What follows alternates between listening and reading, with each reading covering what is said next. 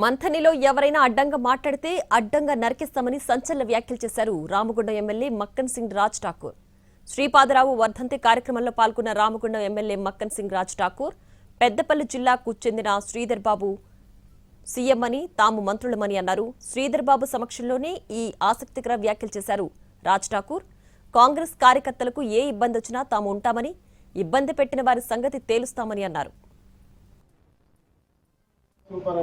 నువ్వు మంత్రి, ఆయన ఒక మంత్రి, ఆయన ఒక మంత్రి, ఇక్కడ విజయనగర మంత్రి, నేను ఒక మంత్రిని. మా ముఖ్యమంత్రి శ్రీధర్ బాబు, మా క్యాబినెట్ ఇవాళ అత్యంత పెద్ద క్యాబినెట్లో కాబట్టి కట్ చేస్తున్నాం. ఇలా కట్ చేసేసినాం. మేము మాత్రం ఇద్దరం ఆయన క్యాబినెట్ ఉన్నాం. కానీ మనం వచ్చిన ఆశయం ప్రజలకు మంచి చేసే కార్యక్రమం, రైతులను ఆదుకునే కార్యక్రమం, చదువుకున్న వాళ్ళకు ఉద్యోగాలు ఇప్పించే కార్యక్రమం, ప్రభుత్వ సంక్షేమాలు అర్హత ఉన్న వాళ్ళకి ఇప్పించే కార్యక్రమంలో సైనికుల్లా ముందు పోదాం.